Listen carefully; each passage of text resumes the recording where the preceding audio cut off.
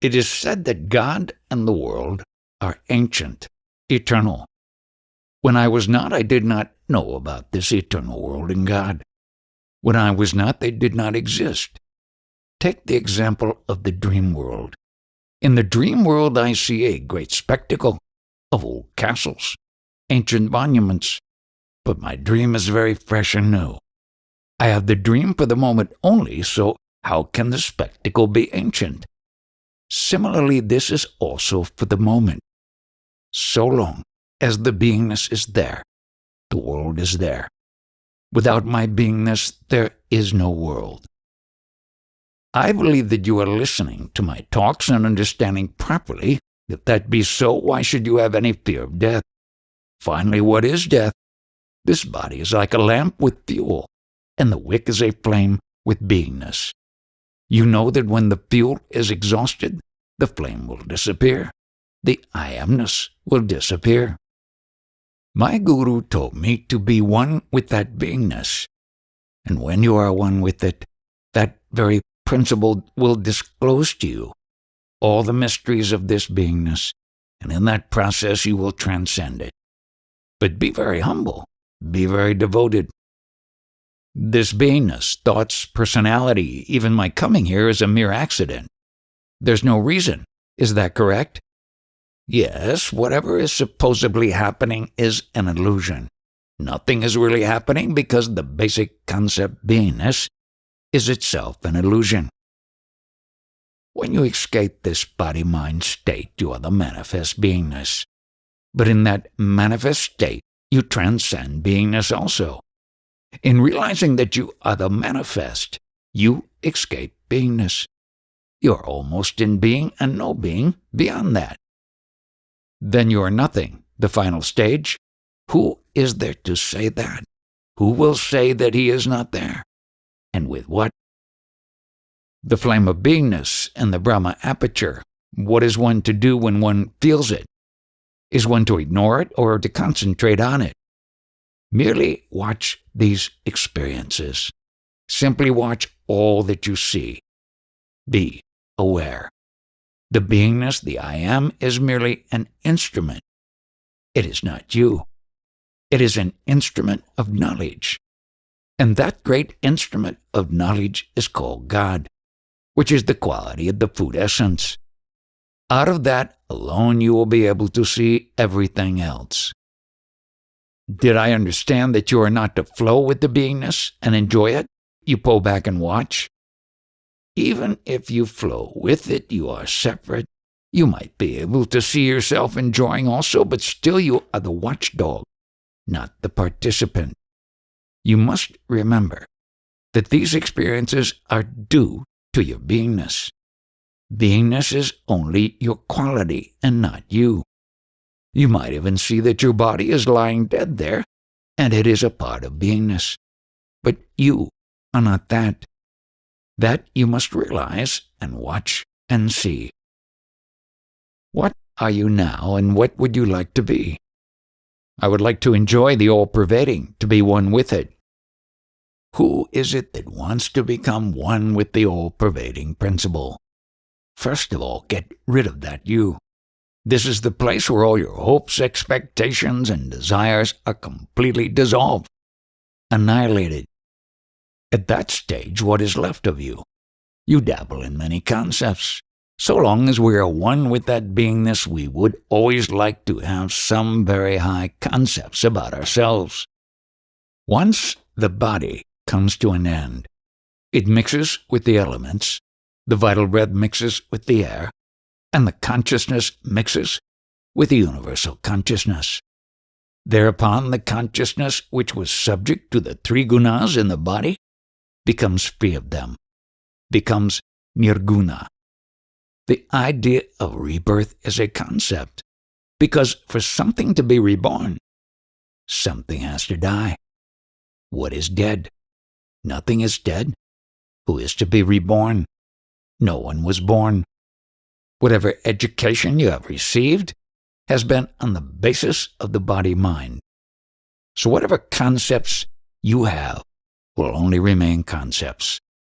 But once the body mixes with the elements, breath mixes with the air, and consciousness becomes universal consciousness, the concepts will have no stand, no support. Therefore, where will they go? Universal consciousness doesn't come from anywhere. It is universal. It exists in a latent form in the totality of the food. It does not come from anywhere. It is already latent. And as soon as the form is created, automatically the life force and the consciousness are exhibited in it simultaneously. In an infinitesimal seed, the whole tree is already present in a latent state. In due course, it will grow and proliferate. This seed, this chemical, this beingness, contains the whole universe of yours. Ask questions from this beingness of yours, and not from what you have heard or collected. This beingness has its own latent qualities to manifest itself into this manifestation. How does it behave in the world? Through mechanical properties, it has its own mechanical way as to how it will perform in the world. These properties are latent in the chemical principle. Take a worm, or an insect, or a rat. They make their own holes to live in. Similarly, human beings work in their own fashion. From where does it spring? It comes out of their own beingness. But there is only one beingness. There are not lots of individual beings. Just as space is one, air is one consciousness also one? This is the outcome of the integrated combination of the elements. Thus, beingness is a product of the food essence which has come out of the elemental flow. At the time of conception, this beingness principle, this chemical, takes a photograph of whatever the situation is. That chemical emulsion, which is on the photographic, receives the impressions. That principle has unknowingly taken the photograph. At that stage, it has no intelligence. Then the principle becomes mature enough and attains its very purpose, the purpose of the fetus. What is the purpose? To know itself as I am. That gets manifest in due course in the child. I am telling you your true nature. You are nirguna, like Lord Krishna. Lord Krishna was the unborn, the nirguna principle, just as you are. The universal consciousness gives birth every moment to so many forms, insects, animals, human beings, all the species. And people tell us that we have had many births. Do you remember all these births? Knowingly, I have no knowledge about my birth, but I am charged with being born. Actually, you accept these concepts because you are afraid of death. One who is completely rid of coming and going. And finally, one who is completely rid of one's very own concept that I am, is completely liberated. In India, the sadhana is reciting the sacred name of God. Without name or title, you cannot get on in the world. You are given a certain title or name for God. That name is your very own name. When you recite the name, it will proliferate and give you all the knowledge. It is your own true nature. That recitation should not be given up. Whether the body lives or dies, you should continuously recite that name. Even if a stupid person recites the sacred name, his eternal nature will be opened up. So when such a thing happens, people will troop to him to offer their obeisance or reverence. In India, this recitation of the sacred name is very important. But in foreign countries, the emphasis is placed on the intellect, with the result that foreigners are very proficient in their worldly life. This recitation of the sacred Nama Mantra is a tradition of my Navanat Sampradaya. Those great sages were not educated.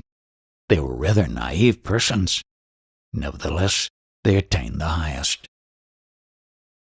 Many people, after reading I Am That, visit my place, but when I am among the crowd, they are not able to locate me, because I don't have a wonderful, splendorous personality. Finally, when I go and sit on that little elevated seat, they think, oh, this must be the guy. But at first they look at me and through me. Since Maharaj negates the idea of previous births, can samskaras be interpreted as being in his life? Yes, but your friends in this birth will try to tell you that they are from previous births. If I amness is a product of the essence of food, how can Babaji's I amness continue to exist without food? The causal body which was born out of the food essence quality of Sri Babaji is still sustaining itself, but its cause was food only. It might be 2,000 or 4,000 years old. Still, it is sustaining itself. In mythology also we have two personages who have perpetuated their I amness for thousands of years. It is said that they are still alive somewhere. They too have the causal body that is the cell of I amness, formed out of food essence. Nevertheless, in spite of that long period of life, could they bring about any change in the play of the elements? Could they arrest the flow of this creation, sustenance and destruction? It has been going on as usual. They cannot interfere with it. They were in their causal body only, observing everything. With what does one experience the states of heaven, hell, etc. after death, when both the body and intellect dissolve? How can there be experience after death, since the body and intellect have dissolved? What is there to experience? If the food essence quality is completely dissolved, gone, then who proceeds further? Why is there no experience of I amness from infancy until some 2 years, when the food body and vital breath are present? Is that early state pure consciousness? It is something like an unripe mango. The sweetness is there in a dormant state, but has not fully expressed itself. In the ripe mango, it experiences itself. Similarly, in the child, although that I amness touch is present in a dormant condition, it has not fully developed. It cannot express itself. Maharaj says that there is no rebirth of the individual. The consciousness is just expressing itself. Then he tells another that his attitude will bring many rebirths. To the ignorant who are obsessed by ideas of rebirth, etc., I say, you're going to have rebirths. But to one who is capable of understanding, I will give knowledge only. Maharaj says at one time that Brahman is not a witness, and at another Brahman is a witness. What is the meaning you are desiring out of this Brahman? What do you think of this word, Brahman? Brahman means the emanation of the world, simultaneously confirming that I am. In this Brahman, everything is illusion. But who understands that? The principle that understands, realizes, and witnesses is the Parabrahman. Witnessing happens to the Parabrahman. In this manifest state, everything is ever. Changing, nothing is permanent, and all is illusion. Now you have accepted a guru, and he has given you a certain knowledge. Having accepted this knowledge, where are you proceeding to? Do you understand the import of what you have received? When did you realize yourself, your true nature? You have a bank account and you say that you have 10,000 rupees. True, the money is there, but you do not have it with you. You have only the information that 10,000 rupees is credited to your account. Similarly, you have heard about your birth and death, but this information is not going to remain with you. Even the information that you are is going to disappear. You who are pursuing spirituality, go to its end, complete it. Otherwise, follow your normal mode of life. You must come to the conclusion that you are the unborn. you shall ever remain the unborn. The world and the mind, everything, is unreal, but I am not those. I was talking up and down, left and right, topsy-turvy. After listening to my talks, one person was completely disappointed and frustrated and went off. The next day he came back again, challenging me. So I told him, "Oh yes, your talk is very profound. If only you had met me a little earlier, I would have made you my guru." Then he was very happy. Maharaj says that without food there is no beingness. But I thought beingness and consciousness were always present. That is the absolute, so it's not the same as food or material things. Everything is this consciousness, but one is not aware of the consciousness unless there is a body. The knowledge of being does not come about unless there is a form, and that form cannot maintain itself unless there is food. Does consciousness depend on form? Consciousness is present everywhere, but knowledge of that consciousness is dependent on the form. Pure consciousness without form is impossible then? Consciousness is present, but the knowledge of it, who will have the knowledge? But yesterday Maharaj said to stick to the knowledge I am. That would be sticking to the material form. There is no question of hanging on to it. It is there. You cannot get away from it. What should I meditate on then? Remain quiet in the consciousness. The one who understands the quality of this beingness transcends it and is no more affected by birth or death. Without consciousness, what remains? The absolute state, out of which the elements take shape or form. When the movement is frozen but the potential is present. That is Parabrahman. There is no movement. But there is nothing conscious about it. The Absolute does not know itself.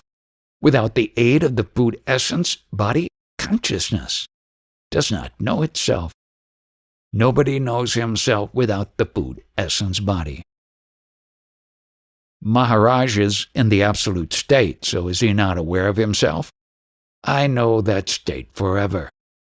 But you said it did not know itself. If that state alone prevails, it will not know itself. But when this body and beingness is available, it is known through them. But when the body disappears, no knowing. Then when Maharaj is dead, he doesn't know the absolute state anymore. All this is in the realm of the elements. Death means what? This body and beingness will merge in the elements. The Absolute has the aid of this elemental beingness and body available to it to express itself. But beingness is made up of the raw material of the 5 elements. The Absolute has nothing to do with it except to express itself through that. In mundane worldly matters, you have recourse to spirituality to understand how unreal this is. Once you understand the object of spirituality, you also understand that spirituality is unreal. And in the process, you dismiss all this world. I am telling you in plain and simple language, here is the food that is served.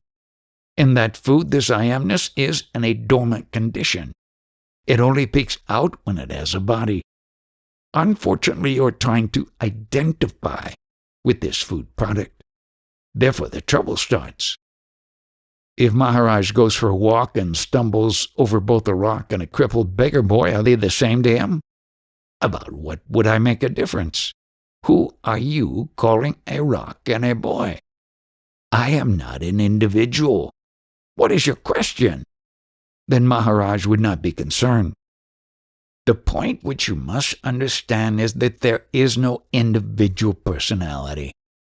Out of the essence of the 5 elements, all form and beingness come. Forget about Maharaj. There is no difference. The body or beingness is going to respond in the natural way for that beingness. I, the Absolute, am not concerned with its response. When the child is a few days old, it is the quintessence of the food essence only. After a few months, it develops the sense of knowledge and receives impressions.